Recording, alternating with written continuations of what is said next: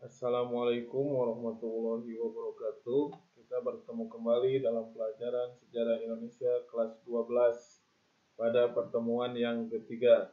Materi kali ini masih sama pada KD, upaya bangsa Indonesia dalam menghadapi masalah disintegrasi bangsa atau perpecahan bangsa. Kalau kemarin kita membahas tentang pemberontakan PKI Madiun, kita sekarang membahas tentang pemberontakan DITII. DITII ini, DITII, DI-nya itu Darul Islam, daerah Islam atau wilayahnya itu disebut dengan wilayah Islam atau rumah Islam. TI itu tentaranya disebut Tentara Islam Indonesia. Negaranya disebut apa negaranya? Negara Islam Indonesia, NII. Nah, diproklamasikan tanggal 9 Agustus 1949 ini proklamasinya. Proklamasi berdirinya negara Islam Indonesia. Bismillahirrahmanirrahim. Nah, ini benderanya, ini tokohnya ini. Tokoh yang memproklamasikannya pertama kali. Sukarmaji, Marijan, Kartosuwiryo. DITII itu di mana pemberontakan DITII? Pertama kali itu di Jawa Barat. Ini Jawa Barat. Ini di sini. Nah, jadi di Jawa Barat itu Kartosuwiryo memproklamasikan berdirinya NII, yang Jawa Tengah itu ngikut ke sini. Nah, ngikut. Imamnya itu Kartosuwiryo. Nah, di Aceh juga sama ngikut. Jadi bukan berarti negara Islam Jawa Tengah, negara Islam Kalimantan Selatan, negara Islam Sulawesi Selatan, negara Islam Aceh. Jadi pemberontakan DITII itu satu, negara Islam Indonesia, yang Jawa Tengah itu ngikut. Jadi mengikuti Jawa Barat, bergabung dengan Jawa Barat, Kalimantan juga sama, Sulawesi sama, Aceh sama, nah, kayak gitu. Nah, sekarang kita bahas satu-satu. Darul Islam, Tentara Islam Indonesia Jawa Barat, pemberontakan DITII di Jawa Barat.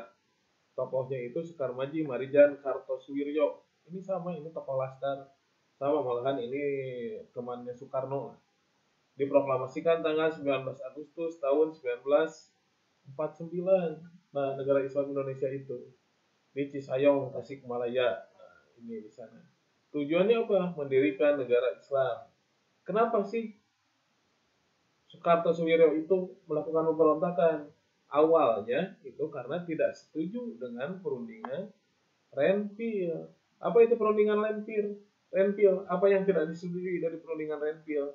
Terutama karena menurut perundingan Renville, wilayah Jawa Barat itu bukan menjadi wilayah Indonesia.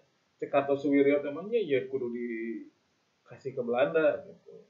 Kalau tujuannya itu kan penting diakui lah, tujuan diplomatis dalam perundingan. Kartosuwiryo aja ya Jawa Barat mesti dipertahankan, dikasih ke Belanda, maka tidak setuju, daripada di Belanda kan mendingan kita tetap di sini di Jawa Barat. Nah, itu dengan mendirikan DITII. Nah, itu lama dari tahun 1949 berakhirnya tahun 1962, ini sekitar 13 tahun. Penyelesaiannya bagaimana? Ya, karena ini juga sama pejuang Kartosuwiryo dulunya, karena tidak setuju jadi memberontak. Itu dilakukan dengan cara musyawarah, mengirimkan tokoh Islam yang Nasir supaya kembali ke NKRI, tapi gagal. Maka dilakukan operasi militer Bratayuda, terus ada lagi operasi militer Pagar Betis. Nah, ini yang berakhirnya lewat operasi Pagar Betis. Ya. Jadi operasi Pagar Betis ya kayak gini, ini di Gunung Kaber ditangkap, ini misalnya gunung. Ini buat pos-pos. Nah, ini buat pos TNI sama masyarakat. Kartosuwiryo kan di sini sama pengikutnya, jadi tidak bisa turun karena mendapat makanannya dari masyarakat kan, mintaan dari masyarakat. Karena ini dijaga tentara, jadi ya kelaparan, nggak bisa makan, akhirnya ditangkap. Itu DITII di Jawa Barat. Sekarang DITII di Jawa Tengah. Nah, sama ini menggabungkan diri dengan DITII di Jawa Barat. Tokohnya siapa? Amir Patah, ini juga tentara. Kiai Haji Sumulangu. Nah, ini 23 Agustus 1949 bergabung dengan negara Islam di Jawa Barat, Kartosuwiryo. Tujuannya apa? Mendirikan negara Islam sama. Apa latar belakangnya? Tidak setuju sama, ini juga tidak setuju dengan perundingan Renville, karena wilayah apa? Wilayah Pekalongan. Itu juga sama, tidak masuk wilayah Indonesia. Maka ya tidak setuju. Walaupun sudah kembali wilayah Indonesia, Jawa Tengahnya semuanya tetap pengen berontak. Intinya ingin mendirikan negara Islam. Penyelesaiannya bagaimana? Ya sebetulnya lewat pendekatan dulu dibujuk supaya kembali tapi gagal. Akhirnya pakai operasi militer. Yaitu gerakan, nama operasinya Gerakan Banteng Nasional atau pasukannya dinamakan Banteng Raider. Nah, di Jawa Tengah akhirnya ya ditangkap. Ini Amir Patah itu yang ini Amir Patah yang paling kanan. Terus DITI di Kalimantan Selatan. Nah, ini Kalimantan Selatan juga ada. Ini tokohnya Ibnu Hajar, Haderi atau Haderi alias Angli. Nah, yang ini. Nah, tujuannya apa? Ya mendirikan negara Islam. Tujuannya. Latar belakangnya apa? Tidak puas terhadap kebijakan pemerintah pusat. Maka dia itu membentuk KRYT, menyerangan pos TNI. Apanya yang tidak puas? Kebijakan apa yang tidak puas? Ya kebijakan rasionalisasi angkatan darat. Gitu. Karena itu pada masa kabinet Hatta, karena laskar itu banyak, dibuat tentara lebih profesional, maksudnya tinggi badannya harus sekian, terus terlatih. Nah, banyak yang tidak masuk. Nah, makanya ini yang ngeberontak. Penyelesaian, ya pendekatan supaya menyerah. Nah, akhirnya dilakukan dengan operasi militer. Nah, itu aja. Di Kalimantan Selatan sama juga ini bergabung dengan DKI Jawa Barat. Nah, sekarang di Sulawesi Selatan, ini dipimpin oleh Kahar Mujakar. Ini Kahar Mujakar ini, Kahar Mujakar.